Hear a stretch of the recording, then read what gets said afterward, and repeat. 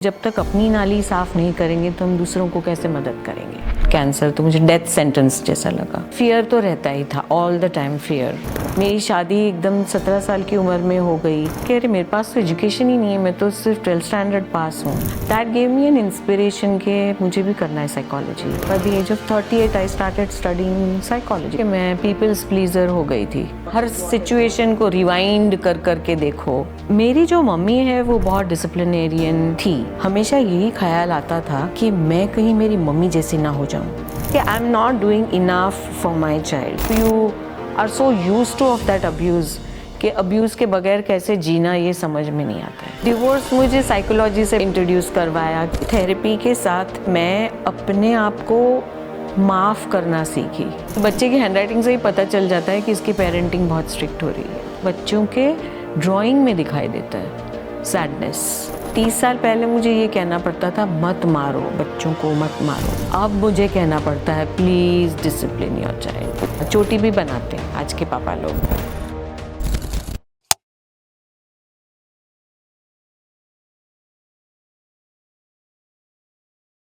दोस्तों, एक और episode real people real stories पे इस बार हमारे साथ है एक बहुत ही special guest Shamim Deshmukh.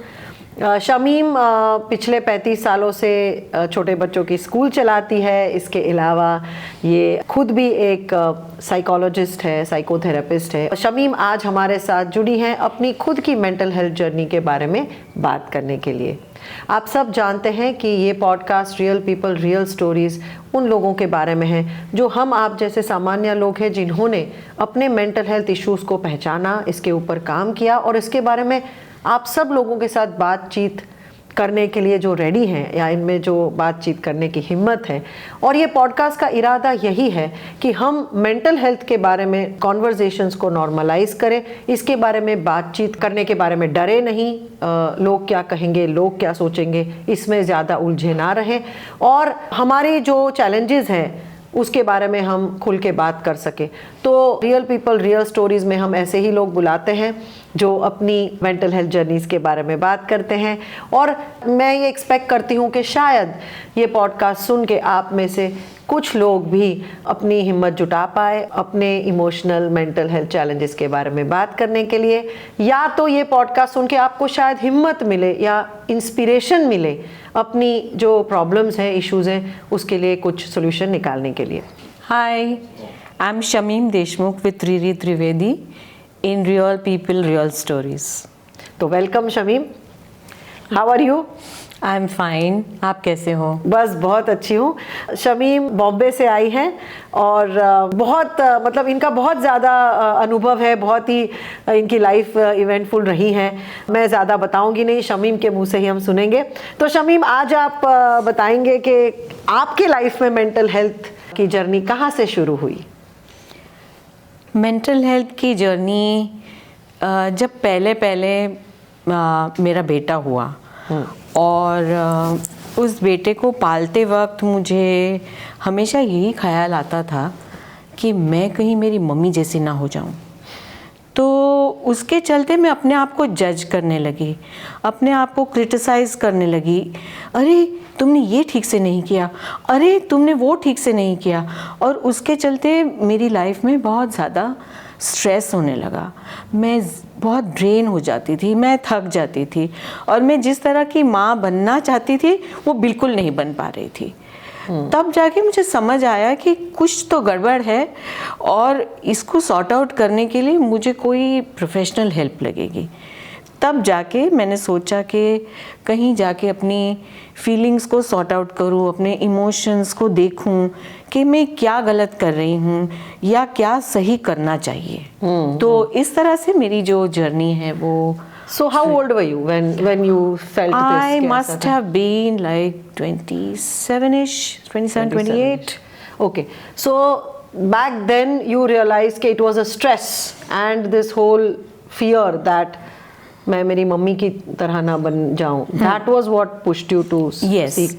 But when you were 27, 28, we are talking of which year then? I mean, no, we are talking about 87, 88. तो तब तो मेंटल हेल्थ के बारे में लोग ज़्यादा जानते नहीं थे, पर मुझे ऐसा लगा कि मुझे किसी की भी मदद चाहिए और मैं इधर उधर हाथ पैर मारने लगी कि किसके पास जाऊं, कहाँ जाऊं, किसको बताऊं। पहले सहेलियों से बात करी और लकीली मेरे पास फ्रेंड्स में एक डॉक्टर फ्रेंड हुआ करती थी उस समय, तो उसने मुझे बोला कि तुम किसी साइकोलॉजिस्ट के पास क्यों नहीं जाती हो, और उन्होंने ही मुझे रेफ़र किया कि तुम इनके पास जाओ और तुम जो महसूस कर रही है वो उनको बताओ ताकि वो तुमको सही से मार्गदर्शन करे या गाइड करे। So okay, so that time in your journey when you started you met a psychologist, फिर क्या हुआ, मतलब कैसे रही आपकी जो उस समय से लेके ऑल अलोंग, मतलब I know that you have gone through lot of different modalities experiences, तो जब आप साइकोलॉजिस्ट के पास गई तो स्ट्रेस तो था, पर इसके अलावा क्या आप ऐसे can you share a few specific issues that you are comfortable sharing about, that you felt were like a problem in your life and which you felt के ये फिजिकल डॉक्टर के पास तो जा नहीं सकते इसके लिए, तो फिर क्या करूं मैं, ऐसे कौन से स्पेसिफिक इश्यूज थे आपकी लाइफ में? जैसे मैं अपने आप को ना जज करती थी, मैं अपने आप को कोई भी चीज़ कर लो और फिर बाद में ऐसे सोचो कि अरे ये तो ऐसे नहीं करना चाहिए था, अरे ये ऐसे इसको नहीं सिखाना चाहिए था, ये ऐसे सिखाऊं कि वैसे सिखाऊं। इस तरह के बहुत सारे डायलेमास मेरे सामने आ जाते थे। जैसे उसको पढ़ते हुए देखो, जैसे कि अल्फ़ाबेट ए सिखाना है तो मैं कभी डांट डपट के सिखाऊं या प्यार से सिखाऊं, या कैसे डिसिप्लिन करूं मेरे बच्चे को छोटी छोटी चीज़ों के लिए, खाने के लिए, बैठने के लिए, उठने के लिए। तो फिर वो मैं स्ट्रेस हो जाती थी कि मुझे क्या करना चाहिए। और फिर ये स्ट्रेस कैसे दिखता था आपकी लाइफ में?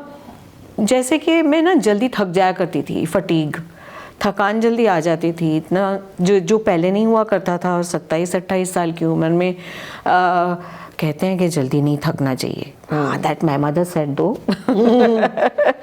या तो थकान लग जाती थी, और वो थकान की वजह से मुझे ऐसा लगने लगा कि I am not doing enough for my child. तो ये आई एम नॉट डूइंग इनफ वाली जो फीलिंग है वो आने लग गई थी कि मैं अच्छी माँ नहीं हूँ, और फिर उससे सैडनेस होती थी, कभी कभी रोना भी आता था।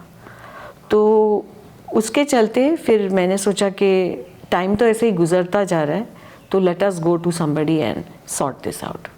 Fine, then how did your journey continue, मतलब फिर कैसे रहा? साइकोलॉजिस्ट को मिले, बातचीत की, उससे फर्क पड़ा कि क्या? कैसे हुआ? उससे ये हुआ कि मुझे समझ में आया कि मेरी जो मम्मी है वो बहुत डिसिप्लिनेरियन थी, और जब मैं छोटी थी तो मुझे बहुत गुस्सा भी आता था उनके ऊपर।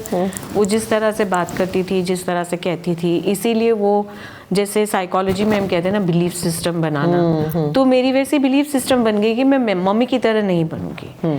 अब इतना तो मुझे समझ आ गया कि मम्मी की तरह नहीं बनूंगी, लेकिन किसकी तरह बनूं, फिर क्या करूं, यही नहीं समझ आ रहा था। हाँ। तो साइकोलॉजिस्ट ने मुझे ये बताया कि आपके ऊपर जो संस्कार हुए हैं या जिस तरह से आपको बढ़ाया गया है वो बहुत ही ज़्यादा स्ट्रिक्ट पेरेंटिंग है।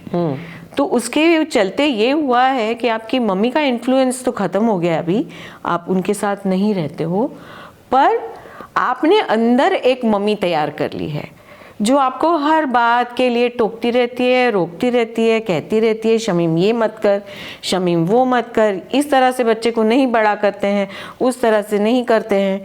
तो इसके चलते सेल्फ कॉन्फिडेंस कम हो गया कि मैं जो कर रही हूँ वो सही है कि गलत है।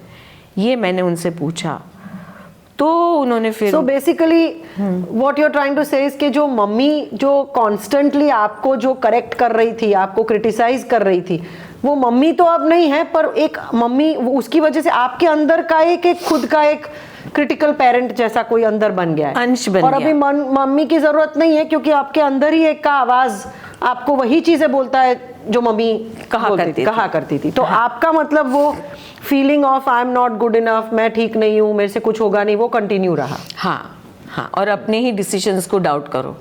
हाँ, जबकि मेरे फ्रेंड्स कहते थे कि तुम जो कर रही है वो सही कर रही है।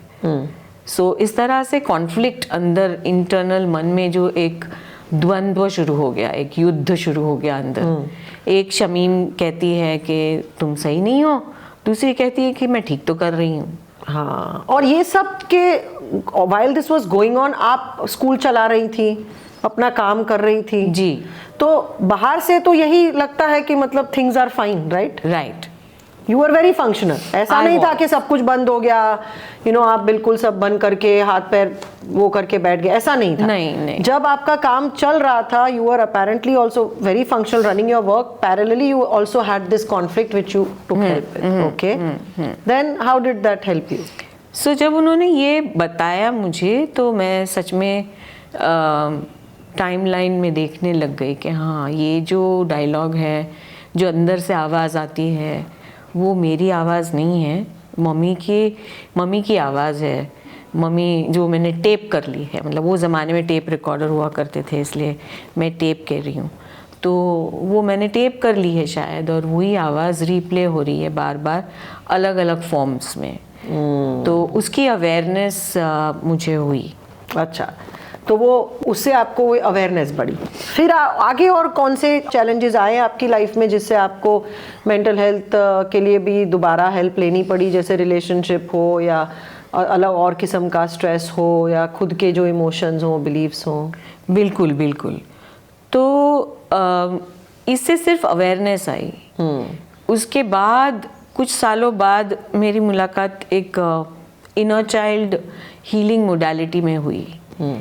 तो उस मोडालिटी में जो मैंने खुद सीखा भी, और क्योंकि ये एक्सपीरियंशियल साइंस है तो सीखते सीखते अपने आप पे भी हमको काम करना पड़ता है। तो जब फेलो थेरेपिस्ट मेरे साथ, जो मेरे पीयर्स थे, उन्होंने जब मेरे साथ ये सेशंस किए तो उससे जो फ़ायदा हुआ वो तो मतलब मैं I can't thank my teacher and my friends enough for helping me to get over this I am not good enough. क्योंकि तो ये सब करने के बावजूद आप तो अभी स्कूल के आपके 3 जो है स्कूल सेंटर्स चलाती हैं, 35 साल से स्कूल का इतना कर रही हैं, फिर भी कहीं ना कहीं आपको ये था कि I am not good enough. I am not good enough. See, this is very common. In fact, I can so relate to her because बाहर से लोगों को पता नहीं चलता है। जैसे मुझे भी जब लोग देखते हैं तो पता नहीं चलता है कि उनको लग रहा है मैम आपको तो कितना कॉन्फिडेंस है, आप तो कितने कॉन्फिडेंटली बात करते हो, आप तो इतना करते हो, बट अंदर से मुझे ही पता है कि ये underlying feeling of I am not good enough से हम हर हमारी चीज़ को क्रिटिसाइज करते हैं कि ये सही नहीं किया, पर इससे तो और भी अच्छा हो सकता है, इससे और भी अच्छा हो सकता है, राइट? और उसकी वजह से क्या होता है कि एक तो हम जो भी करते हैं उससे कभी खुश नहीं होते हैं, हमेशा अपने आप को सुधारने के चक्कर में रहते हैं, और फिर इससे कई बार कॉन्फिडेंस, सेल्फ डाउट और स्ट्रेस बहुत बढ़ता रहता है, ओवर थिंकिंग, राइट? Exactly. तो आई थिंक कहीं ना कहीं हमारे में तो वो एक कॉमन चीज़ है। और मुझे बताइए कि और कौन सी कॉमन चैलेंजेस, मतलब जो लोगों के साथ भी होती है, जो आपके साथ भी हुई, जो आप कहेंगे कि जिससे आप मेंटल हेल्थ से आपको फ़ायदा हुआ, उसके इंटरवेंशन से या उसकी थेरेपीज से? मेंटल हेल्थ आई थिंक मुझे तो ऐसा लगता है कि हर किसी को जब भी ऐसी फेज़ आए लाइफ में जहाँ हमको ऐसा लगता है कि हम चिपक गए हैं, हम आगे नहीं बढ़ पा रहे हैं, कुछ तो ऐसा है जो हमें रोक रहा है, तब मुझे ऐसा लगता है कि किसी न किसी के साथ जाके उस फीलिंग को सॉर्ट आउट करनी ही चाहिए। क्योंकि उस फीलिंग को अगर सॉर्ट आउट नहीं की तो फिर उसका ढेर बनता जाता है। तो जो मैंने पहली कंसल्टेशन ली उसके बाद बहुत सालों के बाद ये इनर चाइल्ड किया, और वो इनर चाइल्ड करने से मतलब जैसे भी आई एम नॉट गुड इनफ, तो जो एक टेम्पलेट है वो इतना अंदर पत्थर की लकीर के जैसे अंदर मतलब लग गया था कि वो मुश्किल से ही जाता है। और ये आपकी लाइफ की हर एरिया में इफेक्ट करता है? हर एरिया में। अगर स्कूल का एनुअल डे है और हमने बच्चों को परफॉर्म करवाया है, बच्चे अच्छे से परफॉर्म कर रहे हैं स्टेज पे, पेरेंट्स आके कॉन्ग्रेचुलेट कर रहे हैं, फिर भी ऐसा लगता रहता था कि अरे ये और अच्छा नहीं हो सकता था, ये और इससे बेहतर नहीं हो सकता था। तो जो वो इंग्लिश में एक फ्रेज़ है ना कि we become very hard on ourselves, so उससे रिजल्ट आते हैं। रिजल्ट, वही तो प्रॉब्लम है कि उससे रिजल्ट अच्छा आता है, इसके लिए वो रीइंफोर्स हम कर लेते हैं, बिकॉज उससे हम बेहतर परफॉर्म करते हैं। हर बार हम अपने आप के साथ कॉम्पीट करते हैं और हर बार हम एक्सेलेंट कलर से बाहर आते हैं। लोग तारीफ करते हैं। तो पर फिर उसके ये जो आई एम नॉट गुड इनफ, और ये जो कॉन्फ्लिक्ट वाली जो एक फीलिंग है, उससे दोष भावना निर्माण होती है या गिल्ट निर्माण होता है, जो अपने लिए अच्छा नहीं होता है।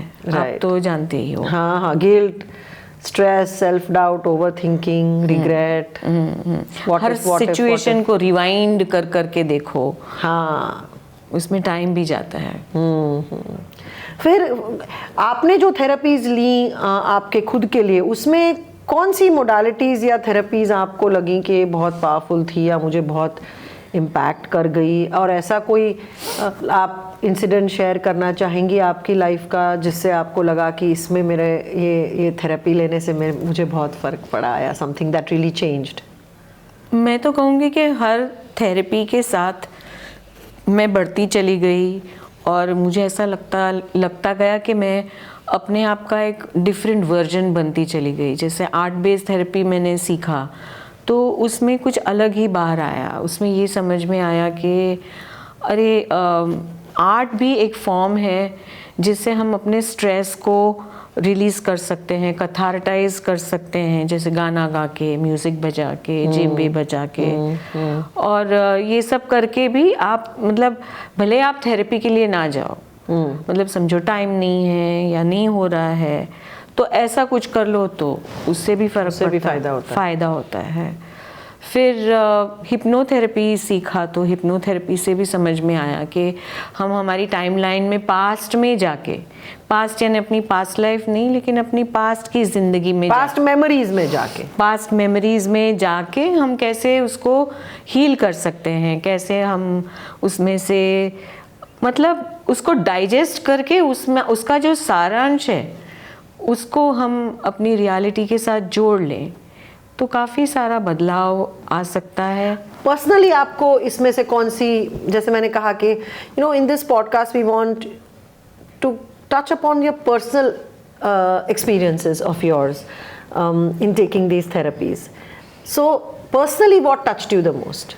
Where you felt कि अरे मतलब इससे तो you know this was really, this changed my relationship, or this changed you know an emotion, or this changed a belief, ऐसा कुछ आप शेयर करना चाहेंगे? So मैंने जब माइंडफुलनेस सीखा, माइंडफुलनेस विद इन साइकोथेरेपी, तो उससे ये बदलाव आया कि मैं अपने आप को माफ़ करना सीखी।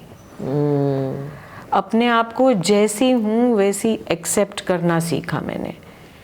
जैसे कि जब वी मेट का डायलॉग है ना, मैं अपनी बहुत अच्छी फ्रेंड हूँ, वो डायलॉग का जो इंटरनल मीनिंग है वो मुझे समझ आया कि अपने आप के साथ लड़ाई करने के बजाय अपने आप को थोड़ा काइंडली या थोड़ा मार्जिन छोड़ के चलो, अपने आप को भी प्यार करना सीखो।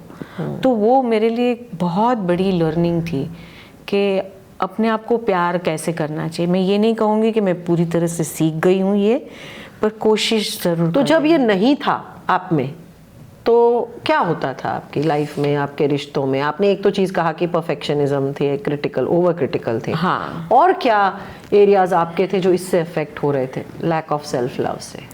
लैक ऑफ सेल्फ लव से मैं मतलब कभी कभी किसी की इल ट्रीटमेंट को भी मैं नज़रअंदाज कर लेती थी। हाँ। अपने लिए स्टैंड अप नहीं करती थी क्योंकि डर लगता था कि कहीं ये रिश्ता हाथ से छूट ना जाए। हाँ। ये लोग मेरी ज़िंदगी से चले ना जाएं।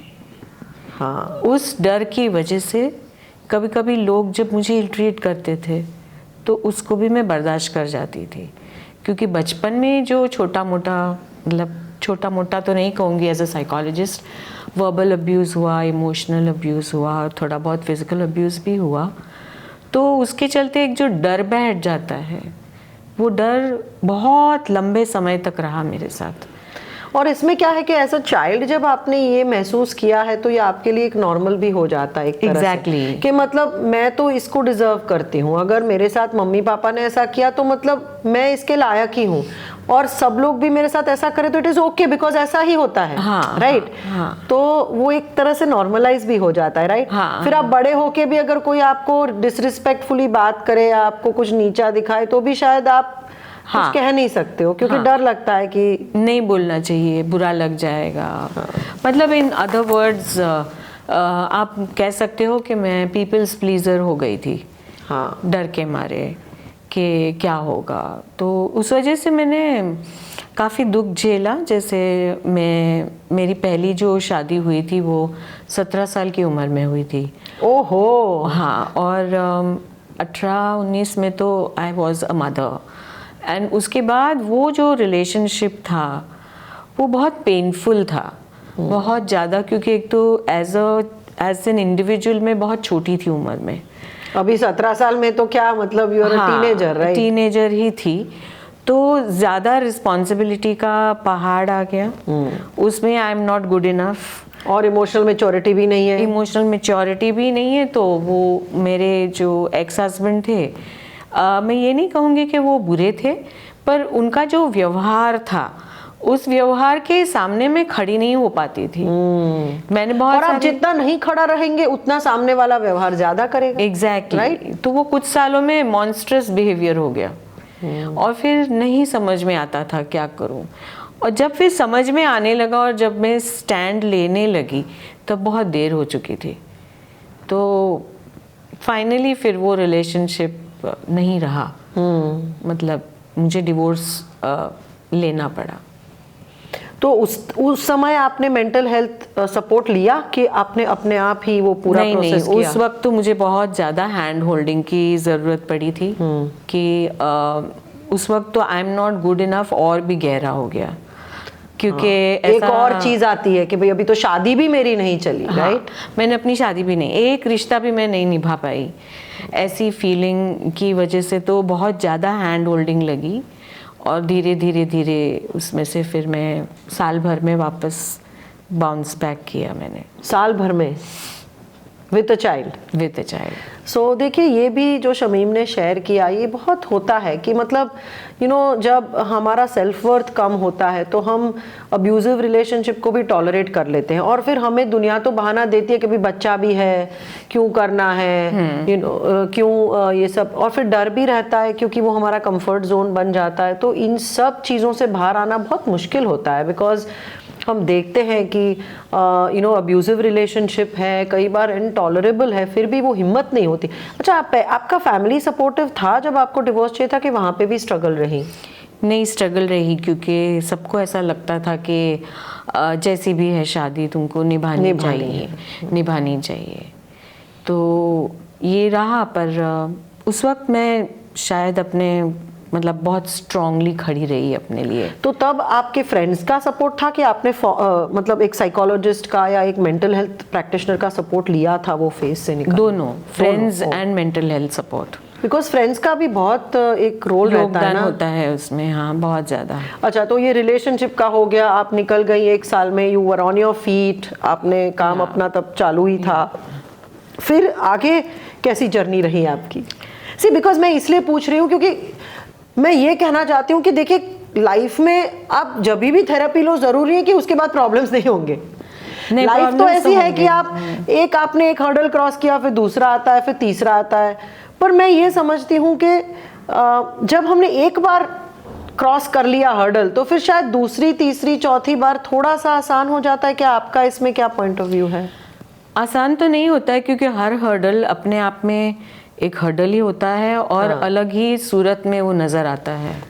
जैसे वीडियो गेम में कैसे कॉम्प्लेक्स होती जाती है वीडियो गेम, वो तो खेलते खेलते, उस तरह से ज़िंदगी के हर्डल्स भी ज़्यादा कॉम्प्लिकेटेड होते जाते हैं। पर ऐसा है कि एक जज्बा आ जाता है कि मैं इसमें से बाहर आ जाऊंगी और इसमें से कुछ ना कुछ सीख के बाहर आऊंगी। एग्जैक्टली। तो एक बार अगर आपने किया है तो दोबारा शायद आपका उस प्रॉब्लम को सॉल्व करने का शायद एबिलिटी थोड़ा सा बेटर होता है, राइट? मेरे हिसाब से बिल्कुल। क्योंकि कई बार लोग पूछते हैं कि मैम हमें तो जिंदगी भर थेरेपी लेनी पड़ेगी क्या? मतलब क्योंकि लाइफ में तो प्रॉब्लम्स आते ही रहेंगे। और फिर मुझे हमेशा ये, एटलीस्ट मेरा पॉइंट ऑफ व्यू ये है कि अगर आपने एक बार थेरेपी लेके, टूल्स सीख के, अपना आत्मविश्वास वापस रिक्लेम करके अगर आपने कुछ हद तक वो प्रॉब्लम सॉल्व कर लिया तो दोबारा ऐसे प्रॉब्लम्स में एटलीस्ट आपकी बॉडी मेमोरी होती है कि मैं इसमें से निकल आई हूँ तो इसमें से भी निकल आऊंगी। बिल्कुल, I fully agree with you कि एक बार अगर हमने थेरेपी ली है और टूल्स सीखे हैं, कैसे बाहर आना है ये सीखा है, तो ये सब करते करते फिर ये हो जाता है कि एक प्रॉब्लम आती भी है अगर, तो हम ये सोचते हैं कि मेरे में क्षमता है। हाँ, कभी कभी आता है ऐसा थॉट कि मेरे साथ ही ऐसा क्यों हुआ, विक्टिम वाली जो फीलिंग है, सैडनेस वाली जो फीलिंग है, वो तो साथ चलती है, पर उसमें एक होप होता है, एक कहते हैं ना वो आशा की किरण, वो हमेशा होती है कि नहीं इसमें से भी मैं बाहर आ जाऊंगी। और सीखते सीखते ये भी हुआ कि ये समझने लग गई मैं कि ज़िंदगी में हर हर्डल जो आता है लाइफ में, या हर प्रॉब्लम जो आती है, वो हमको कुछ ना कुछ सिखाने आती है, और अपनी एडवर्सिटी में से भी कुछ ना कुछ हमको बेनिफिट होता है। ये मैं तो ज़रूर ही कहूँगी, क्योंकि मेरी शादी एकदम 17 साल की उम्र में हो गई। 19 साल में तो मैं एक बेटे की मम्मी बन गई। उसके बाद मुझे लगने लगा कि अरे मेरे पास तो एजुकेशन ही नहीं है, मैं तो सिर्फ 12th स्टैंडर्ड पास हूँ। और जो घर में प्रॉब्लम्स थी ही मेरे एक्स हस्बैंड के साथ, तो मैंने पढ़ना लिखना शुरू कर दिया। मैंने मास्टर्स इन सोशियोलॉजी किया। उसके बाद मुझे लगा कि I am very good as a teacher, तो मैंने स्कूल स्टार्ट कर दिया। मेरा बेटा जब 5 साल का था तब। तो ये सारी चीज़ों के साथ साथ ग्रो होना भी होता है। मुझे ऐसा लगता है कि जो थेरेपिस्ट हमको एक होप देती है या देता है, उस होप को अगर हम पकड़ के चलते रहें तो कभी कभी बहुत अच्छी चीज़ें भी होती है लाइफ में, और उन अच्छी चीज़ों को भूलना नहीं चाहिए, इतना मैं कहूँ। Very right, very right. और ये एनर्जी हमें सिर्फ जिंदगी में लड़ाइयाँ लड़ने और जीतने में नहीं यूज करनी है, बट जिंदगी में ग्रो भी करना है। जैसे हम कहते हैं ना, फायर फाइटिंग ही हमेशा नहीं करना होता है। हाँ, बट उसके अलावा पैरेलली अपनी लाइफ में कौन से एरिया में हम ग्रो हो सकते हैं। हाँ। तो ये बहुत ही इंस्पिरेशनल चीज़ आपने बताई शमीम, कि आपने शादी के बाद, डिवोर्स के बाद भी अपना लर्निंग चालू रखा। हाँ। पढ़ाई लिखाई जो भी है। डिवोर्स मुझे साइकोलॉजी से मतलब इंट्रोड्यूस करवाया, क्योंकि उस वक्त मैं जिस पेन से गुजर रही थी और जिस तरह से मुझे थेरेपिस्ट ने सपोर्ट किया, मेरे लिए वो स्पेस रखी। और जिस तरह से मुझे तो ऐसा लग रहा था मैं दलदल में गिर गई हूँ, और उस दलदल में से जिस तरह से उन्होंने मुझे बाहर निकाला, that gave me an inspiration के मुझे भी करना है psychology. And so at the age of 38 I started studying psychology, 36 rather, yeah. So that's how it is. और साइकोलॉजी फिर आपकी लाइफ सेट के उसके बाद भी ऐसा कुछ हुआ जहां आपको लगा कि नहीं यार अभी भी मुझे हेल्प चाहिए? क्योंकि मैं इसलिए पूछ रही हूँ क्योंकि हम लोग भी जब थेरेपिस्ट को ट्रेन करते हैं, मैं भी एक थेरेपिस्ट हूँ, और जब हम भी थेरेपिस्ट को ट्रेन करते हैं हम यही कहते हैं कि भाई थेरेपी लेना वो कई बार वंस इन अ वाइल कोई ऐसा तो आपकी लाइफ में होना चाहिए जो आपको न्यूट्रल एडवाइस देता रहे। कभी आपको कुछ ना कुछ, कभी आप इमरजेंसी आ गई तो आपको एक आपकी लाइफ में एक ऐसा, चाहे वो मेंटर हो, चाहे थेरेपिस्ट हो, चाहे कोई भी हो, कि जो आपको एक न्यूट्रल पर्सपेक्टिव दे के हेल्प कर सके। तो आज मैं भी कभी कभी जरूरत पड़ती है तो आई रीच आउट। तो इसमें आपका क्या पॉइंट ऑफ व्यू है शमीम, के भाई मतलब आपको फिर आगे जाके जरूरत पड़ी, अभी भी कभी कभी पड़ती है, कि आपको लग रहा है कि नहीं मतलब वो हो गया, अभी I am sorted? No, you are never sorted. Okay. You are never sorted because life is like a Google map यार। I mean, कभी आप इस रास्ते से जाओ तो सोचते हो आप उस रास्ते से जाओगे तो बराबर जल्दी से पहुंच जाओगे आपके डेस्टिनेशन पे। ऐसा होता नहीं है, कभी कभी ट्रैफिक जैम मिलता है और फिर हमको डाइवर्स होना पड़ता है, डाइवर्सिफाई करना पड़ता है। सो उसी तरह से जब भी जैम आता है लाइफ में, तो it is good to reach out to a therapist जो आपको अनबायस्ड ओपिनियन दे, जो आपको बताएं कि हाँ ये नहीं, ऐसे नहीं, ऐसे। क्योंकि जो थेरेपिस्ट है वो आपको ऑब्जेक्टिवली देख रहा है या देख रही है और बता रही है आपको कि क्या करना चाहिए या क्या नहीं करना चाहिए। सुन के भी तो लेती है। हाँ करेक्ट, कोई सुनने वाला भी तो है जो आपको बिना नैग किए, क्रिटिसाइज किए, बिना इमोशनल हो जाए आपको सुने। वरना तो फिर घर वालों को सुनाओ तो बोले अरे हम तो कहते ही थे, देखो तुमने ऐसा क्यों किया। जजमेंट आ जाता है, डिसमिसल आ जाता है। तो आपकी लाइफ में आगे जाके कभी जरूरत पड़ी? ये सब डिवोर्स सब हो गया उसके बाद आपने कभी हेल्प ली? डिवोर्स होने कोई इश्यूज और थे जो आपको लगे कि अभी भी बाकी हैं? हाँ, all the time I have been reaching out to therapist. That does not mean कि मैं थेरेपिस्ट के दरवाजे से घर के दरवाजे तक मेरी जर्नी रही है, ऐसा नहीं हुआ है. अभी तो एज ए थेरेपिस्ट मंथली मुझे एक एक सेशन में लेती ही हूँ. It is very important even as a therapist today to work on yourself so that you are able to help others. क्योंकि जब तक अपनी नाली साफ नहीं करेंगे तो हम दूसरों को कैसे मदद करेंगे. सही बात है. So this is something I really want to tell all the mental health practitioners who are listening to this podcast that it is so important to work on ourselves because if we have not sorted our issues तो फिर हमारे issues को लेके ही हमारे clients कई बार आ जाते हैं सामने बार बार ये बताने कि मिरर दिखाने कि भैया ये पहले आप में सॉर्ट आउट करो. और अगर आप क्लाइंट्स के साथ बात कर रहे हो और आप ट्रिगर हो रहे हो इसका मतलब ये है कि कहीं ना कहीं आप में कुछ अनरिजॉल्व्ड है ना, रेजोनेंस है और अनरिजॉल्व्ड. हाँ, करेक्ट. तो और कोई आप अनुभव शेयर करना चाहेंगे जो आपको लग रहा है कि जिससे आपका कोई इशू थेरेपी की वजह से सॉल्व हुआ हो या आपको ऐसा लगा कि इसकी वजह से मेरी लाइफ चेंज हुई हो? हाँ, जैसे डिवोर्स हो जाने के बाद मुझे पता चला कि मेरे बेटे को डिसलेक्सिया था, तो उसके चलते भी मुझे थेरेपिस्ट के पास जाना पड़ा क्योंकि बहुत सारी चीज़ें डिसलेक्सिया के साथ आती हैं. और आजकल तो लोगों को खैर थोड़ी अवेयरनेस है बिकॉज ऑफ दिस मूवी तारे ज़मीन पे. एंड अभी तो काफ़ी लोग भी मतलब आ रहे हैं कि हाँ डिसलेक्सिया है, बच्चों मेरे में है, मेरे बच्चे में है, व्हाटएवर. तो तब नहीं था शायद. तब नहीं था.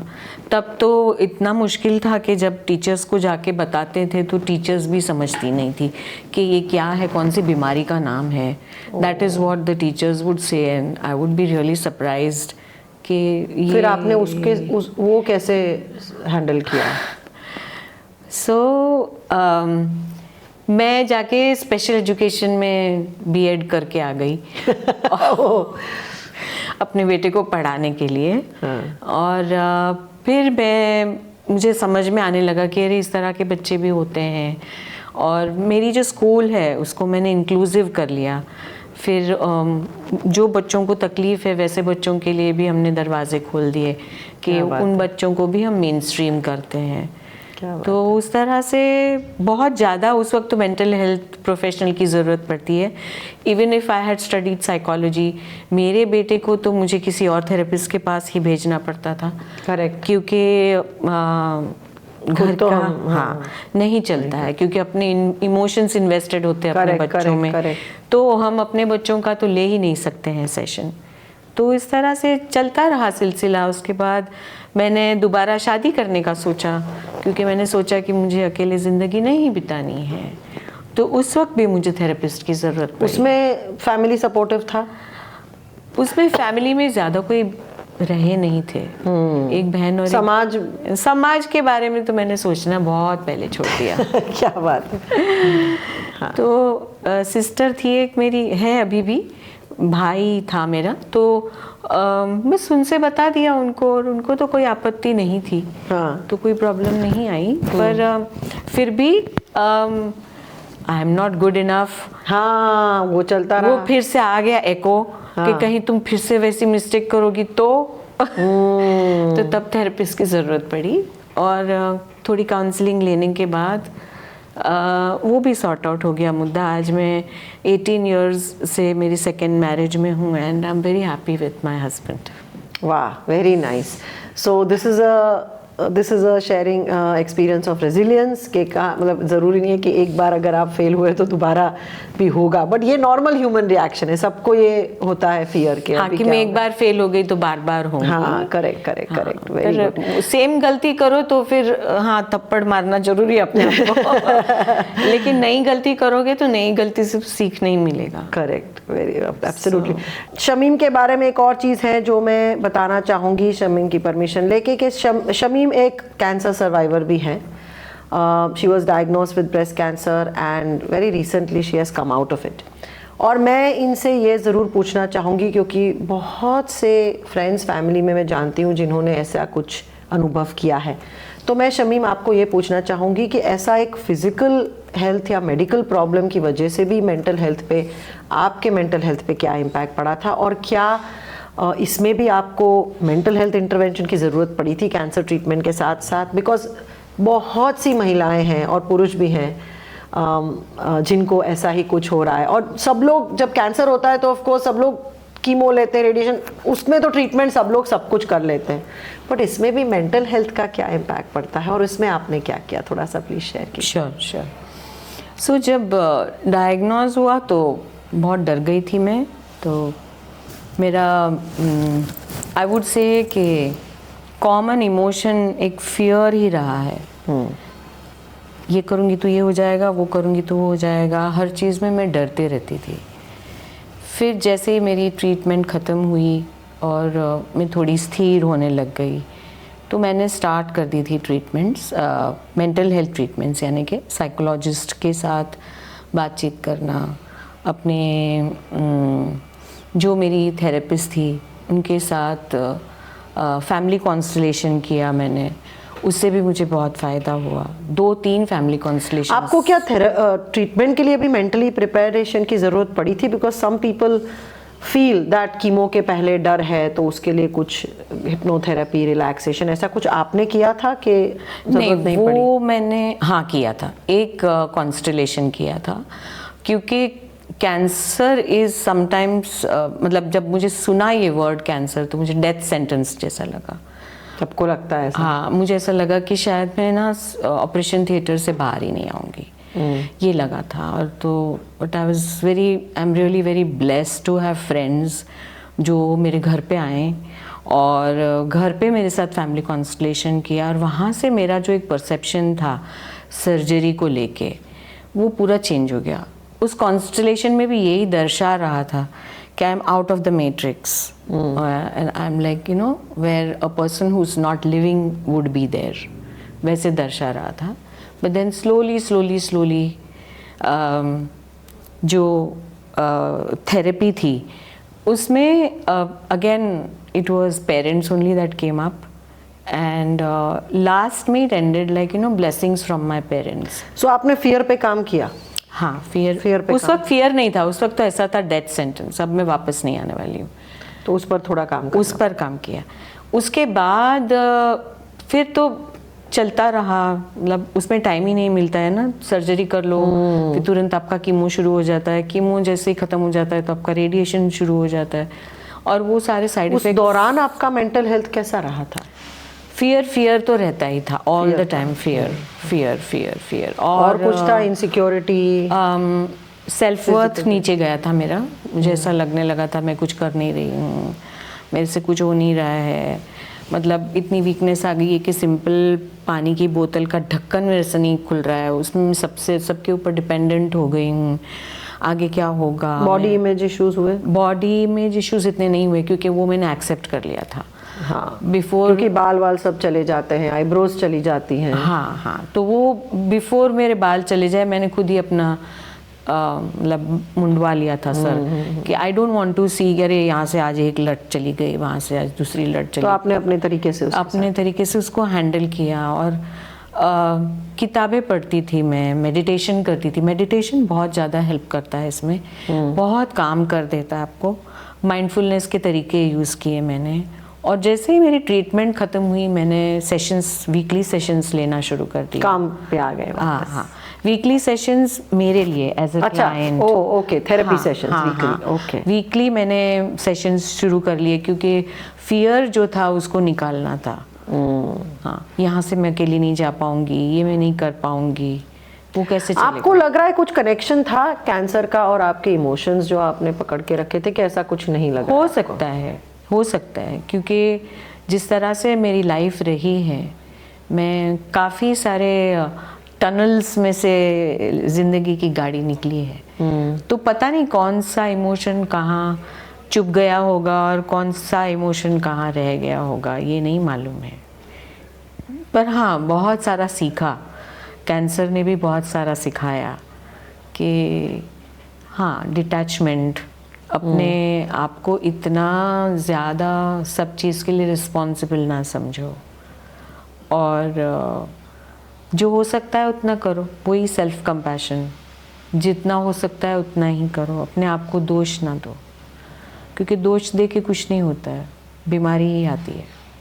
So that is one thing that I feel I learned, yeah. It was very humbling, very, very humbling. And I pray to the Almighty कि किसी को humble होने के लिए या ये lesson सीखने के लिए इससे ना गुजरना पड़े. Yeah. I would also like to share that someone else, एक और थेरेपिस्ट ने बताया था कि उनकी जो गर्लफ्रेंड थी उन्होंने कैंसर ट्रीटमेंट के लिए हिप्नोथेरेपी यूज़ की थी फॉर द पेन मैनेजमेंट. तो इसलिए मैंने आपको पूछा क्योंकि ये काफ़ी टेक्निक्स अवेलेबल हैं. जैसे फॉर एग्जांपल जो पेनफुल प्रोसेसेस हैं, कीमोथेरेपी है या उसके आफ्टर इफेक्ट्स, उसके लिए अगर आपका बॉडी प्रिपेयर्ड हो हिप्नोथेरेपी से कि भाई ये मैं रिसीव कर रही हूँ, ये मेरे फ़ायदे के लिए हैं, ये मैं एब्सॉर्ब कर रही हूँ, तो उनके हिसाब से उसका पेन बहुत कम हो गया था. She was able to receive the treatment in a better way. तो मतलब पेन मैनेजमेंट और इसके लिए भी काफ़ी टेक्निक्स अवेलेबल हैं. हाँ, वो तो अवेलेबल है. मैं पेन मैनेजमेंट के लिए और कीमो के दौरान I would chant affirmations. Very nice. So that helped. That helped. Like, every drop of that chemo that is falling into my system, I would visualize that it is becoming like a drop of gold which is just spreading into my body and killing all the cancer cells. तो और affirmations chant करती थी मैं, जापमाला ले जाती थी hospital में, और कभी जाप भी करती थी, कभी अफर्मेशंस भी करती थी. तो पूरा जो 4-5 घंटा जो ड्रिप लगा रहता है वो पूरे वक्त में यही कहते रहती थी that my body is ready to receive the treatment and my body is ready to let go of the cancer cells so that I am hale and hearty and healthy. And you feel that helped retrospect? That helps. Because I think when you're very vulnerable तो subconscious open ही रहता है, और जब हम अच्छी चीज़ें डालना शुरू करते हैं तो वो ज़्यादातर लोग ये समझते हैं अरे बाप रे बहुत दुख रहा है, क्या होगा, अरे ये तो पेन होगा, अरे तो वो जो डर होता है उससे बॉडी भी वो रिजेक्ट करता है ना ट्रीटमेंट. हाँ, तो बॉडी डबल पेन देगा, शायद ज़्यादा इन्फ्लेमेशन देगा, बॉडी भी दवाई से भी लड़ता है. हाँ, राइट. हाँ. तो इसलिए जो आपने कहा बहुत इंपॉर्टेंट है कि जब हम ऐसी ट्रीटमेंट्स ले रहे हैं तो अगर हम बॉडी को प्रिपेयर करें कि यार जो भी कितनी भी पेनफुल ट्रीटमेंट है बट वो मेरे बॉडी के लिए अच्छी है, मेरा बॉडी उसको रिसीव कर रहा है, मेरा बॉडी उससे फायदा ले रहा है. तो बहुत से लोगों ने पर ये भी एक ना जर्नी थी मेरी. शुरुआत में मुझे ऐसा लगा कि मेरी बॉडी ने मुझे धोखा दे दिया. हाँ, तो बॉडी पे गुस्सा था. सबसे पहले मुझे ऐसा लगा कि मतलब मैं अपनी बॉडी को ऐसा कह रही थी कि तूने मेरा साथ नहीं दिया, और रोना आता था. पर फिर मेरे हस्बैंड बहुत ज़्यादा सपोर्टिव रहे हैं and he would tell me नहीं ऐसा मत बोलो, तुम ये कहो कि तुम्हारी बॉडी ने बहुत सहा और तुम्हारे लिए वो इतना रेजिलिएंट रही है तुम्हारा शरीर कि आज उसमें तुम पनप रहे हो, सांस ले रहे हो. पूरा नजरिया बदल दिया. पूरा नजरिया. He would do that, though he is not a counselor. Wonderful. Yeah. Nice.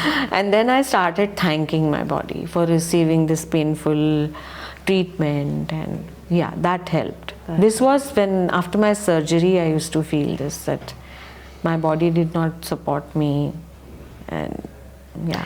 These things are easier said than done, I mean, but when you go through it is when you really, it tests all the gyan that you've accumulated. It actually is put to test in such a situation, whether are you really able to accept, are you really able to internalize that self love, because self love तो आजकल every other person on Instagram is talking of self love.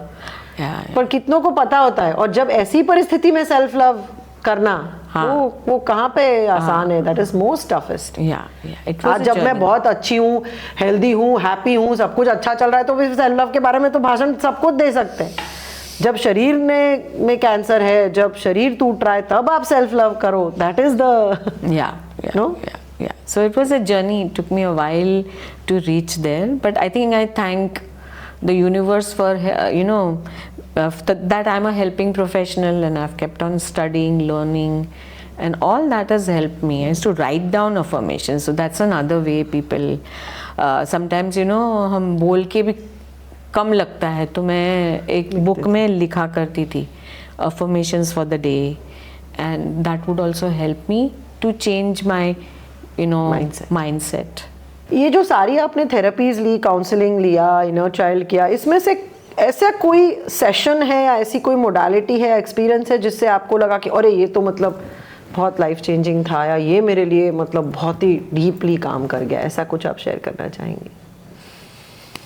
जैसे टैसो में मतलब trans personal regression का जो मैंने course किया था, उसमें मैंने एक ट्रॉमा वाला केस लिया था, जहाँ मेरा एक एक्सीडेंट हुआ था, बस एक्सीडेंट। और आपका? हाँ ओके।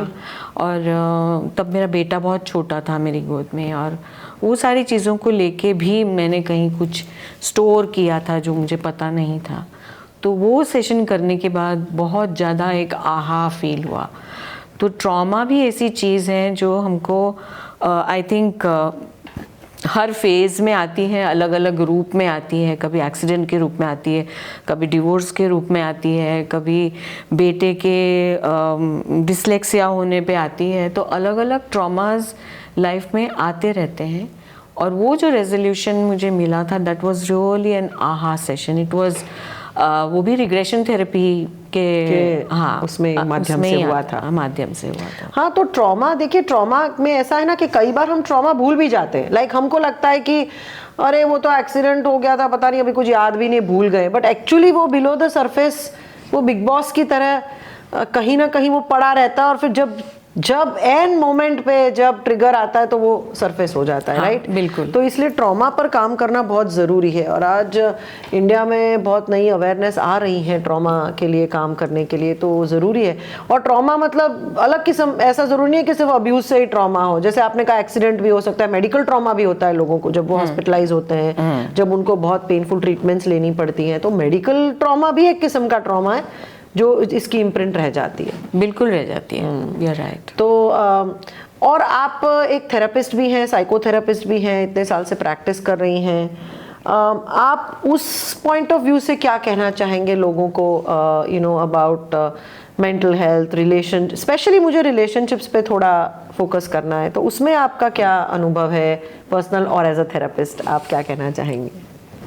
पर्सनली भी एंड एज अ थेरेपिस्ट भी, कि जो मैंने सीखा है एज अ क्लाइंट और जो मैंने सीखा है एज अ साइकोलॉजिस्ट, मुझे ऐसा लगता है कि इंट्रोस्पेक्शन ये सबसे बड़ा टूल है कि हम अपने आप को पहले जांच लें, माप लें विदाउट जजिंग आवरसेल्फ।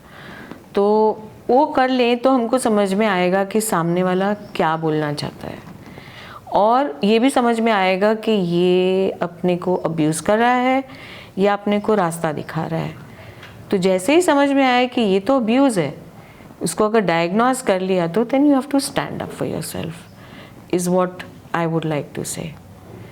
बिकॉज क्या होता है, लोगों को ये समझ नहीं आता। मतलब अभी कई लोग स्पिरिचुअलिटी में जाते हैं, फिर बोलते हैं कि अरे ये रिश्ता तो अब्यूजिव है, पर मैं हूँ क्योंकि ये पिछले जन्म का मैं कर्म भुगत रही हूँ, मैंने 5 जन्मों में इसका यू नो इसको मारा था, तो अभी ये मेरे को इस जन्म में उसका मैं बदला ले, तो मेरा अभी कर्म इससे यू नो बर्न हो रहा है, जो व्हाटएवर है। तो लोग ऐसी भी चीज़ें करके अब्यूजिव रिलेशनशिप्स में रहते हैं। आई वुड से कि मेरे ख्याल से लोग ऐसे रिलेशनशिप में इसलिए रहना चाहते हैं क्योंकि देयर आर मेनी रीजंस। एक रीज़न तो ये है कि शायद उनको डर लगता है अकेले बाहर जाने को, और सबसे बड़ा रीज़न मेरे हिसाब से है लोग क्या कहेंगे। तो लोग क्या कहेंगे, लोग लज्जा की वजह से अंदर ही अंदर रहते हैं। और कभी कभी रिलेटिव्स भी ऐसे होते हैं, अगर आप हस्बैंड एंड वाइफ रिलेशनशिप की बात करें तो बहुत सारे रिलेटिव्स भी ऐसे होते हैं जो फैमिली के नाम पे, कुल की मर्यादा के नाम पे बहुत मतलब जो विटनेस कर रहा है अब्यूज़, उसको खींचते रहते हैं। और कुछ तो ये भी हो जाता है कि कभी कभी you are so used to of that abuse कि अब्यूज़ के बगैर कैसे जीना ये समझ में नहीं आता है। That is a bigger fear. हाँ, and abuse is a comfort zone. Abuse becomes a abuse is a comfort zone, and stepping out and moving and standing for yourself could be extremely scary. Yes, for a lot of yes, people. Yes, yes. Correct. Stockholm syndrome जो हम कहते हाँ, हैं psychology में। ऐसा कोई अनुभव as a therapist है आपका जो आपके मन में रह गया हो बहुत पावरफुल, जिसमें थेरेपी से किसी की लाइफ चेंज हो गई हो, या जिसमें आपको लग रहा है कि बहुत मेजर चेंज आया हो, जो आप शेयर करना चाहेंगे? रिलेशनशिप्स, कोई भी रिलेशनशिप का या कोई और भी। आप तो हैंड राइटिंग का भी करती हैं, हैंड राइटिंग के बेसिस पे एनालिसिस। हाँ हाँ। सो रिलेशनशिप में तो ऐसे कई बार मेरे पास कपल्स थेरेपी के लिए लोग आते हैं, और जो 3-4 स्टेप्स में दिखाती हूँ, कभी कभी वो कर पाते हैं, कभी कभी वो नहीं कर पाते हैं, और कभी कभी ऐसा लगता है कि ये अच्छा रहेगा कि वो दोनों एक दूसरे के बगैर रहें, तो they will be better parents, और they will be better human beings. अच्छा, और they will grow better.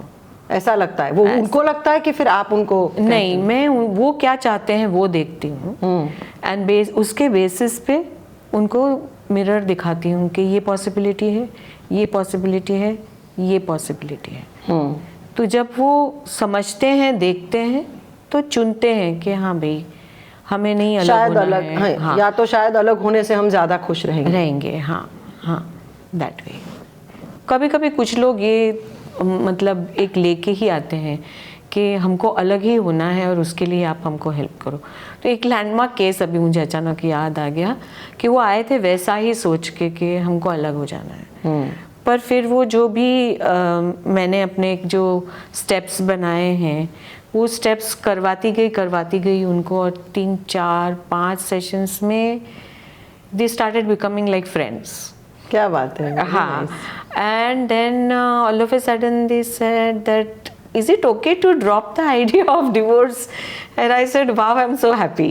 And then they started doing personal sessions, and they started working on themselves, and that actually you know was a real I feel like a success story for me. Wonderful wonderful.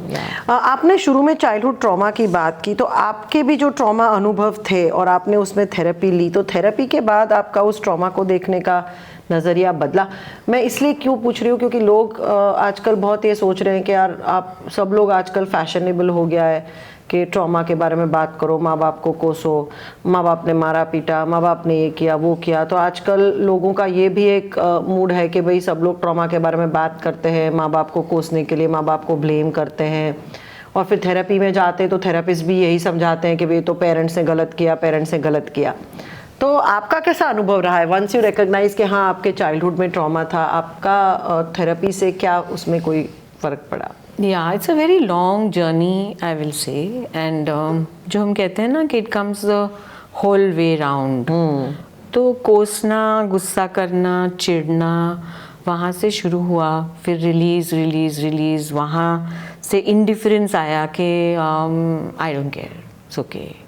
Indifference वाला एक stage आया। उसके बाद आगे बढ़ते समझ में आया कि बहुत सारे मेरे में जो गुण है, अच्छे गुण, यानी जो मैं कहूँगी determination, persistence, and so many other things that I have as my good qualities, वो सारी मम्मी से आई है। क्या बात है। हाँ। अच्छा।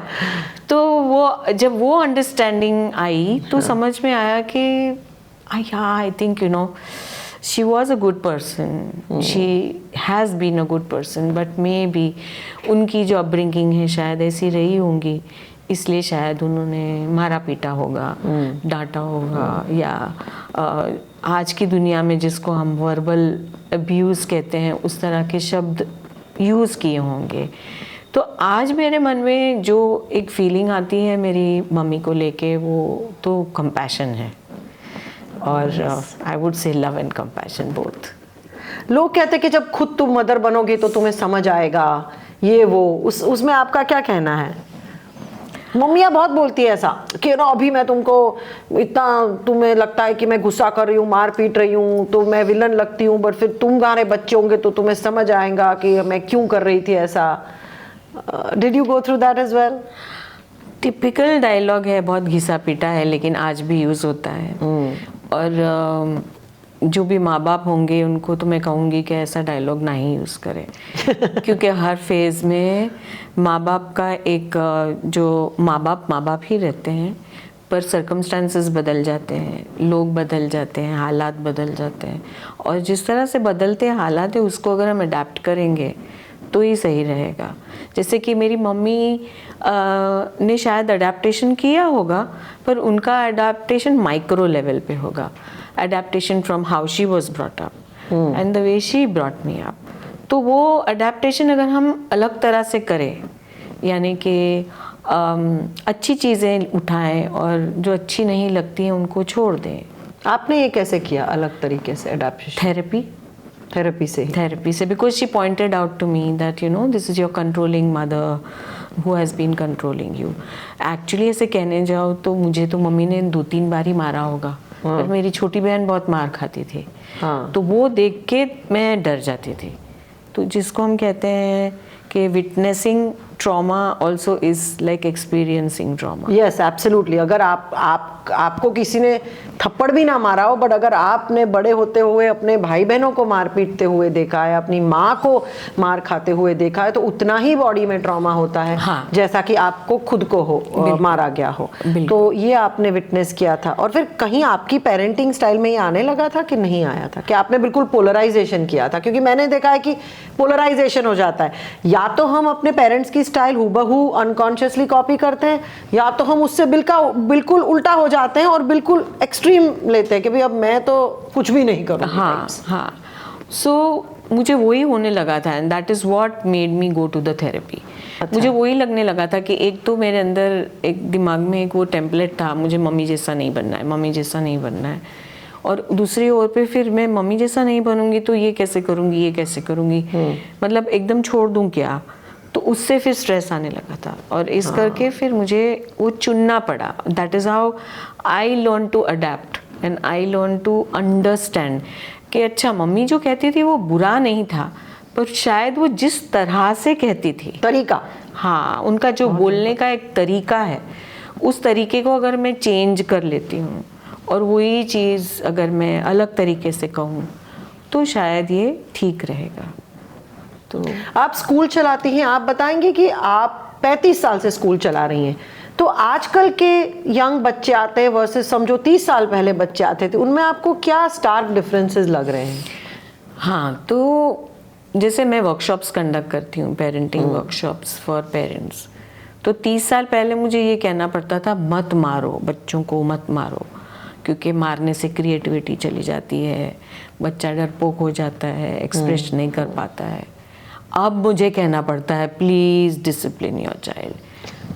तो मेथड ऑफ पेरेंटिंग जो पहले अथॉरिटेटिव हुआ करती थी, अथॉरिटेरियन हुआ करती थी, वो अब परमिसिव हो गई है। हाँ, एक्सट्रीम हो गई है, एक्सट्रीम। और मेरा, correct me if I am wrong, पर मेरा ये हाइपोथेसिस है कि क्योंकि this generation of parents grew up with authoritarian parents, तो ये पूरी जो पीढ़ी है आजकल के पेरेंट्स की जो अपने 20s 30s में है, उनके बचपन में उनके पेरेंट्स ने अगर बहुत अथॉरिटेरियन डिसिप्लिन तरीके से बड़ा किया है, तो ये लोग मानते हैं कि जैसे आपने कहा कि मेरे पेरेंट्स की तरह तो हमें करना ही नहीं है। तो इन द प्रोसेस ये लोग एक्सट्रीम हो जाते हैं कि बच्चे को कोई डिसिप्लिन नहीं, कोई रूल्स एंड रेगुलेशन नहीं, कोई स्ट्रक्चर नहीं, बेटा तो फ्री, बेटे को जो मन में आए करेगा, अगर टीचर ने डांटा भी तो हम टीचर के साथ लड़ाई करेंगे, स्कूल बदल देंगे, बट हमारे बच्चों को खरोच भी नहीं आनी चाहिए, बच्चों को स्ट्रेस नहीं होना चाहिए। बिल्कुल, तो ये भी एक एक्सट्रीम।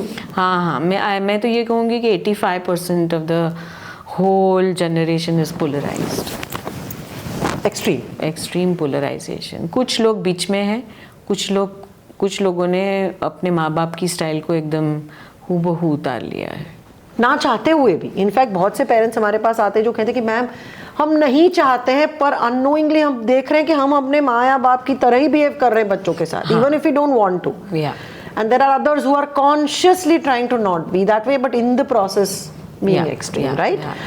और पेरेंट्स में जैसे आपने कहा कि क्या फर्क लग रहा है पेरेंट्स में? मैंने, हाँ, जैसे कॉमन चैलेंजेस क्या है आजकल के पेरेंट्स? हाँ, जैसे आपने कहा ना कि तो क्या हो गया अगर ये नहीं कर पाता है, तो क्या होगा अगर ये नहीं होता है, तो it is become a little casual. हाँ, हर चीज़ थोड़ा they take it very lightly. But again there are polar opposites, there will be at least 10-15% parents जो बहुत माइन्यूटली करवाते हैं, परफेक्शनिस्ट, छोटी। आपकी मदर जैसे भी पेरेंट्स हैं, अभी भी दिखते हैं आपको जैसे जो बहुत क्रिटिकल पेरेंट, मतलब मेरे बच्चे को परफेक्ट अल्फाबेट।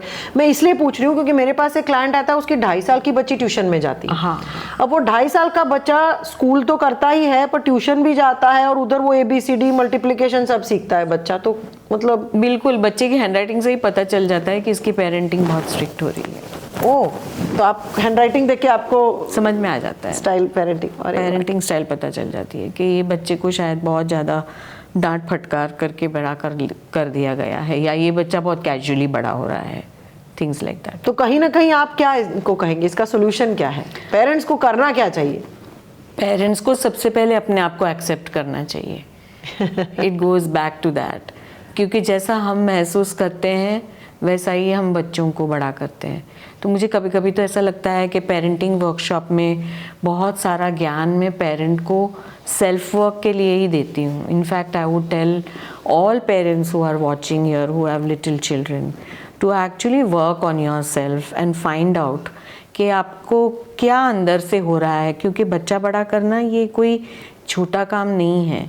आप कल के नागरिक को, मतलब कल के भारत के नागरिक को आप बड़ा कर रहे हो, उसको शेप दे रहे हो। तो वो शेप देने के लिए पहले आप ठीक होने चाहिए। तो आई वुड सजेस्ट कि स्क्रीनिंग करने जाना ही चाहिए थेरेपिस्ट के पास, समझना ही चाहिए, क्योंकि हमारे पेरेंट्स ने शायद गलती की होगी और ठीक है, उस गलती को नज़रअंदाज भी करना चाहिए। और ठीक है, होता है कभी कभी, हम भी इंसान हैं। अब मैंने अगर इतनी कोशिश करके या इतनी थेरेपीज़ लेके अपने बेटे को बड़ा किया है, शायद मैंने भी कोई गलती की होगी, क्योंकि finally I am also a human being. Absolutely. And our parents are also human beings. Absolutely. And our parents became parents also for the first time because किसी के पास PhD नहीं होती है पेरेंट बनने की, और ना ही हमारे पास होती है। That much I would like to say. So we have to keep margins for our parents and take the best from them. What is the biggest challenge you are facing with today's young kids and parents in your school? Because आपकी school में कौन सी उम्र से कौन सी उम्र तक होते हैं बच्चे? मेरे पास 2 साल से लेके 5.5 साल तक के बच्चे हैं। हाँ, तो मतलब द मेन फाउंडेशनल इयर्स कहा जाए, राइट? तो इसमें आप क्या कंसर्न्स कोई देख रही हैं आजकल के बच्चों में ज़्यादा? अभी मैं आज देख रही हूँ कि पेरेंट्स हाइपर अवेयर हैं, पेरेंट्स हर बच्चे की छोटी छोटी चीज़ एनालाइज कर रहे हैं। बहुत से मेरे पास कमेंट्स आते हैं कि मेरे बच्चे को शायद ADHD है, शायद ये है, शायद वो है, शायद ये नहीं कर रहा है वो। और मैंने दूसरा भी एक ट्रेंड देखा है कि माँ बाप हर चीज़ में क्वेश्चन पूछते हैं। मतलब मेरा बच्चा चिल्ला रहा है, मैं क्या करूं? मेरा बच्चा खाने के लिए मना कर रहा है, मैं क्या करूं? मतलब my Instagram is flooded with simple questions. फिर मुझे पेरेंट्स को कहना पड़ता है कि आप थोड़ा सोचो भाई, क्या करना है। तो ये ट्रेंड मैंने देखा है, आपने क्या ट्रेंड देखा है आजकल के पेरेंट्स? हाँ, होता है, छोटी छोटी बातों को लेके वो क्वेश्चंस तो करते हैं, क्यूरियस होते हैं। और दूसरा ट्रेंड ये भी देखा है कि थोड़े कैजुअल भी हैं पेरेंट्स, इतना वो दिल पर नहीं लेते हैं हर चीज़ को। वो अच्छी बात नहीं है? अच्छी बात है, but sometimes you have to bring them this side also, sometimes a little that side also. So कौन सी चीज़ को ज़्यादा बढ़ावा देना है, कौन सी चीज़ को ज़्यादा इम्पोर्टेंस देना है, कौन सी चीज़ को ज़्यादा इम्पोर्टेंस नहीं देना है।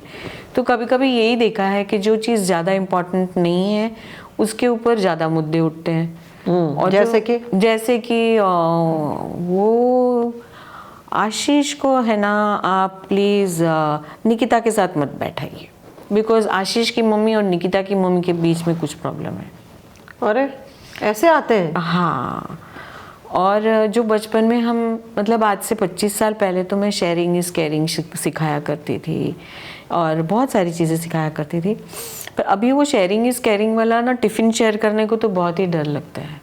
लाइक कभी कभी पहले ऐसा होता था कि एक बच्चा समझो मम्मी ने टिफ़िन नहीं दिया है, तो जनरली ऐसा होता है, who will share with him? Correct. Right. हाँ. So somebody will say, oh teacher, I bought bhaji and chapati. Can I share it with whoever the child is? आप क्यों नहीं कर सकते ऐसा? Parents डांटते हैं. Why did you allow him to eat from XYZ's tiffin box? You could have called us, or you would have remained hungry. Why? I don't like my child eating from somebody else's tiffin box. Oh my God. Forget tiffin box, even water we have to call up and ask that the water that your child had got in the water bag has exhausted. Can we refill it? We have aquaguard. अच्छा इतना? अरे बाप रे, That's a lot. मेरे बच्चे भी जब school गए तो मुझे याद है कि उनकी स्कूल में जब लंच बॉक्स भूल जाते थे तो एवरीबडी के बॉक्स से उनको कुछ कुछ खाने को मिलता था। बिल्कुल, हम भी वही करते थे पहले।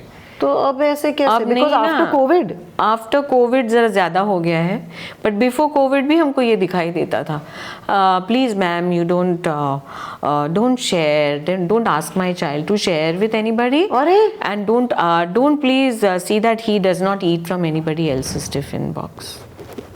Yeah, it is like that. Individualistic society, Very, very, very. But this is not okay, right? It is not. और why do you think parents are doing this? Because sharing is caring तो सब समझते हैं, this is a very common thing that we teach. या we teach, but अभी Covid के बाद हमने छोड़ दिया है. नहीं तो पहले मैं बोला करती थी पेरेंट्स को कि अगर किसी की टिफिन से खा भी लिया तो क्या ही हो गया, it's not such a big thing, it is not such a big deal. Wow. But अभी कोविड के बाद तो बहुत डर लगता है, बिकॉज देन यू नो दिल से आपने खिलाया इसलिए मेरा बच्चा बीमार हो गया. अरे भगवान. और कौन सी चैलेंजेस हैं बताइए? तो एक तो ये बैठाने वाली चैलेंजेस होती है, एक तो ये टिफ़िन वाली चैलेंजेस होती है. पेरेंट्स डिफिकल्ट होते हैं? पेरेंट्स कभी कभी डिफ़िकल्ट होते हैं, कभी कभी अच्छे भी होते हैं, ऐसा नहीं है, समझदार. पेरेंट्स में क्या आपने ट्रेंड देखा है? क्योंकि पहले क्या था कि एक पेरेंट काम करता था, आजकल मैंने देखा है हर जगह Both the ज्यादातर parents both are parents are working. working. हाँ. तो उसमें आपने कुछ as a school person who runs a school आपने ट्रेंड कुछ देखा है चेंज होते हुए? हाँ, बच्चों पे देखा है. कई बार हमारे यहाँ सीनियर केजी के जो बच्चे होते हैं वो 5 साल के करीब के होते हैं, यानी उनका जो ब्रेन डेवलपमेंट है वो ऑलमोस्ट स्टार्ट हो जाता है, neocortex area, thinking area of the brain. तो कभी कभी कुछ बच्चे ना ऐसे एकदम मुंह फुगा के आते हैं, कभी कभी कुछ बच्चे रोनी सूरत बना के आते हैं. फिर पहला हाफ एन आवर हम लोग ज़्यादा करके फिजिकल एक्टिविटी रखते हैं, so that the child shakes the body, does some movement, and maybe you know कुछ तो ऐसा है जो cathartize हो जाए. पर फिर भी वो cathartize नहीं होता है, तो कुछ बच्चे ना हमने सर्कल टाइम रखा है. Circle time is the time where the child is allowed to go and talk to the teacher. सो जो भी उनके फेवरेट टीचर है उनके पास जाके बच्चा बोलेगा कि आज पता है हमारे घर में ऐसा हो गया, दादी कुछ बोली, फिर मम्मी कुछ बोली, फिर पापा भी चिल्लाए, मम्मी भी चिल्लाए, और सब लोग रो रहे थे मैडम, ऐसा आके बोलते हैं. सब लोग टीचर रो रहे थे घर में, मुझे ना अच्छा नहीं लगता है सब रोते हैं. तो इस तरह का भी देखने को. ये तो खैर मदर, सास, बहू, दादी, मम्मी का तो झगड़ा शायद पीढ़ियों का है. नया ट्रेंड आपने कुछ देखा है? नए पेरेंट्स जो आज रीसेंट पेरेंट्स पिछले 5 साल के, उनमें क्या आपने ट्रेंड देखा है? मेंटल हेल्थ का कोई कंसर्न्स आपने देखा है पेरेंट्स में और उसकी वजह से बच्चों में? बिल्कुल. सो मेनी टाइम्स 3-4 चीज़ें मैं हाईलाइट करूँगी. एक तो ये कि जब रिलेशनशिप इश्यूज होते हैं माँ बाप में और कोई दादी नहीं होती है घर में या नानी नहीं होती है, वो रिलेशनशिप इश्यूज को बच्चा बहुत ज़्यादा जब विटनेस करता है तो बच्चों के ड्राइंग में दिखाई देता है सैडनेस. और फिर हम वो बच्चे को बुला के थोड़ा खिलौने वगैरह, तो बच्चा तो बेचारा क्या करेगा? हाँ नहीं बताते हैं, लेकिन एक बहुत ही लैंडमार्क स्टोरी जैसा है, मतलब मैं नाम नहीं बताऊंगी. 5 साल की बच्ची थी, तो ड्राइंग करने के लिए कुछ दिया और उसने हाउस बनाया और रूफ के ऊपर पूरा ब्लैक घसीटा मार दिया. And she had not used any colour other than red and black. ये 2 ही कलर्स उसने यूज़ किए और वो ड्राइंग मेरे सामने, मतलब somehow I don't know, it came in my eyes. So I saw and I asked the teacher कि बच्ची कैसी है क्लास में. So she said आजकल 1 महीने से देख रही हूँ कि वो क्लास में आंसर नहीं करती है. और जैसे 1 2 3 4 बच्चों को लिखने आता है सीनियर केजी लेवल पे, तो जब हम लिखने देते हैं तो वो बच्चा बोलने लगा, मम्मा teacher how to write 2, I forgot. तो जो बच्चे को 1 to 50 लिखने को आता है, अगर वो बच्चा 2 कैसे लिखने का ये अगर पूछ रहा है, डाइग्रेस हो रहा है, नीचे जा रहा है, तो फिर क्या हो रहा है. सो पेरेंट्स को बुलाया. तो पापा तो नहीं आए, मम्मी आई. मम्मी ने कहा कि हाँ, हम दोनों के बीच में 2 महीने से बहुत झगड़े हो रहे हैं. मेरे हस्बैंड का जॉब चला गया है, वो रोज़ अल्कोहल लेता है और रात को हमारे बहुत झगड़े होते हैं. और बच्चा देखता रहता है, कभी रोती है, कभी सोने का वो नाटक करती है, पर सुनती रहती है, हमको पता है. फिर मैं बोला can you come with your husband. फिर दोनों को समझाया कि आपके जो भी डिफरेंसेस है, जॉब का तो क्या है, होता रहता है, alcohol is not the way out. आपने अब जिसको जन्म दिया है उसको तो ठीक से आप पहले ये उसके फॉर्मेटिव ईयर्स है, ऐसे वैसे करके समझाया। और फिर महीने 1.5 महीने में we saw the change. So then the child started smiling, the child started doing things properly. ये बहुत इम्पैक्ट पड़ता है, स्पेशली जब कोई और एडल्ट नहीं होता घर पे, सिर्फ पेरेंट्स और चाइल्ड होता है, तो आई थिंक चाइल्ड पे ज़्यादा इम्पैक्ट पड़ता है। अगर कोई बफरिंग एडल्ट हो, कोई नानी हो, दादी हो, तो एटलीस्ट वो बच्चे को थोड़ा बहुत संभाल लेती है। और बच्चे को भी ऐसा लगता है कि किसी और तरफ वो देख सकता है। हाँ। ये तो all the time either I am looking at mom और I am looking at dad and both are fighting. So what were the other points you were saying? You said there were a couple of points you wanted to share. So one is the relationship, then one is also that both the parents have no time for the child. दोनों के career peak पे है और बच्चा एकदम neglect feel कर रहा है। सो कई बार देखो तो बच्चे के कपड़े आयरन किए हुए नहीं हैं, टाई नहीं पहनी है क्लास में, यूनिफॉर्म में। कभी कभी देखो तो 3-3 दिन तक टिफ़िन बॉक्स बदलता ही नहीं है, मतलब उसमें फंगस आ जाती है। ओह हाँ, so then we have to call the parents and say कि you know you been sending the tiffin box, the same tiffin box without even cleaning it for 3 days। Then they come and they say I am sorry teacher, लेकिन क्या करूँ, ऐसा है वैसा है। तो भाई तुम कुछ करो, क्योंकि ये तो टिफ़िन बॉक्स की अगर ये गत है तो सोचो बच्चे के मन पे क्या पड़ता होगा सर। फिर बच्चे को बुला के पूछो तो वो ऐसे ही बोलता my mamma has no time.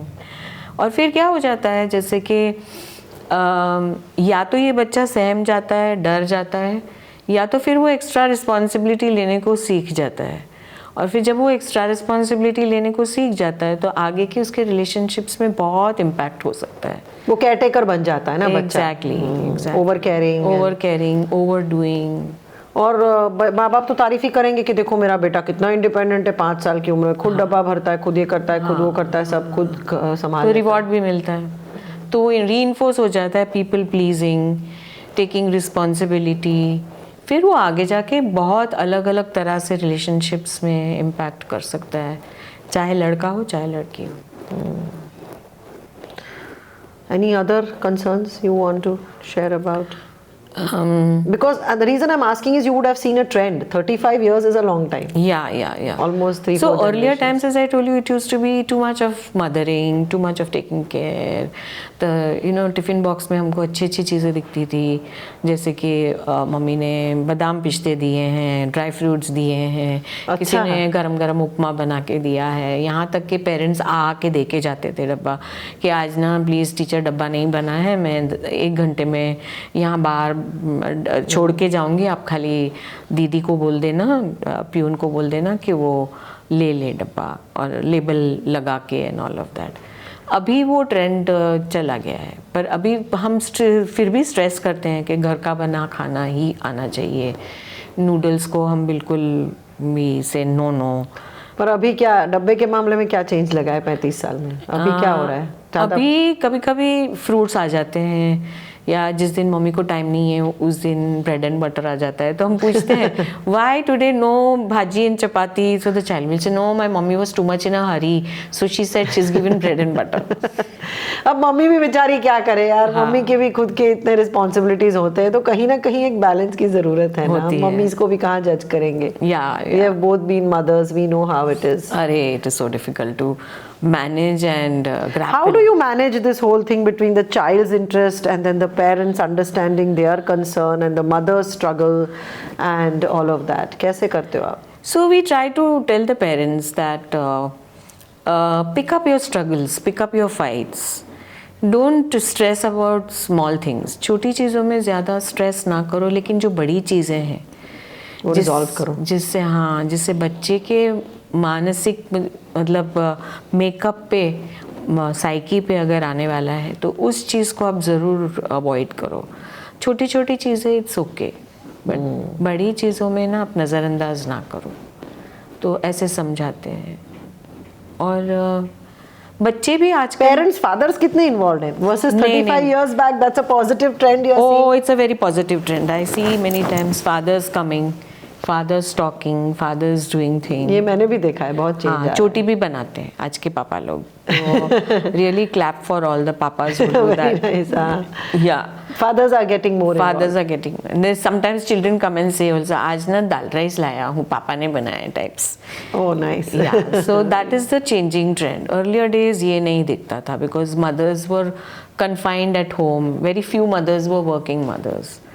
पर अभी ये भी एक पॉजिटिव चीज है, बच्चे देखते हैं कि पापा भी बना सकते हैं खाना। हाँ, पापा भी चोटी बना yes. Wonderful. I think it was a great conversation we had, starting from your personal journey in mental health to, you know, your experience as a therapist, and then to, you know, running a school and seeing the trends in parenting, all of that. Just to summarize, is there any message you want to give to the parents out there? Because, you know, my YouTube channel is primarily on parenting and mental health. बहुत से parents देखते हैं मेरी channel, तो आप parents को क्या message देना चाहेंगी मेंटल हेल्थ को लेके? हाँ, पेरेंट्स को मैं ये कहना चाहूँगी कि थेरेपिस्ट के पास जाना ये कोई ऐसी चीज़ नहीं है कि जो नहीं करनी चाहिए। ये कोई फैशन नहीं है, ये कोई फैड नहीं है। थेरेपिस्ट के पास जाना ये इसलिए ज़रूरी होता है ताकि थेरेपिस्ट हमको एक ओपिनियन ऐसा देता है जो शायद हम नहीं ले सकते हैं। इट्स लाइक, यू नो, एक पिक्चर टंगी हुई है ना, जो हैमर लेके उस पिक्चर को ठोक रहा है उसको नहीं समझेगा, तो जो ऊपर खड़ा है हैमर लेके वो किसी को बुला के बोलेगा ना कि भाई देखो भाई कहाँ है, ये सेंटर है कि नहीं। थेरेपिस्ट का वो काम है कि नहीं थोड़ा राइट, नहीं थोड़ा left, okay now it is a centre. तो to find your centre, to find your balance, to understand and validate कि जो मैं कर रही हूँ वो सही है या नहीं सही है, या इसको और अच्छा तरीका है क्या करने का। उससे क्या होता है कि हम चेक में रहते हैं और हमारे अंदर कोई प्रॉब्लम अगर अंडर द कार्पेट चली गई है, कोई ट्रॉमा, तो वो भी बाहर आ जाता है। तो थेरेपिस्ट के पास जाने से हिचकिचाइए नहीं, जाइए ज़रूर, अपने आप को स्क्रीन करवाइए, and it's good to have somebody who listens to you without judging you and gives you a neutral idea of life. Okay, wonderful. Thank you so much, Shamim, for sharing your thoughts, your journey with us on Real People, Real Stories. I hope कि आप लोगों को इस conversation में से कुछ मिला हो अपने लिए या अपने फैमिली वालों के लिए। कोई क्वेश्चंस है तो कमेंट्स में ज़रूर लिखिएगा, और आपके क्या विचार हैं इन चीज़ों के बारे में जिसके बारे में हमने डिस्कस किया, वो भी कमेंट्स में ज़रूर लिखिए। ऐसी महीने में 2 एपिसोड्स हम रिलीज़ करते हैं, रियल पीपल रियल स्टोरीज़, जहाँ पे हम अलग अलग लोगों को बुला के मेंटल हेल्थ के बारे में बात करते हैं। अगर आपको ये चैनल अच्छी लगे तो ज़रूर लाइक सब्सक्राइब कीजिए, कमेंट्स भी लिखिए। और मेरी चैनल पे बहुत सारे पेरेंटिंग के भी वीडियोस मैं डालती हूँ, मेंटल हेल्थ के वीडियोस डालती हूँ, तो वो ज़रूर देखिए। अगर आप पेरेंट हैं तो मेरी गाइडलाइंस टू पॉजिटिव पेरेंटिंग की जो वीडियो सीरीज़ है वो भी ज़रूर देखिए। Thank you so much Shamim. Thank you. Lovely to have you. Thank you all.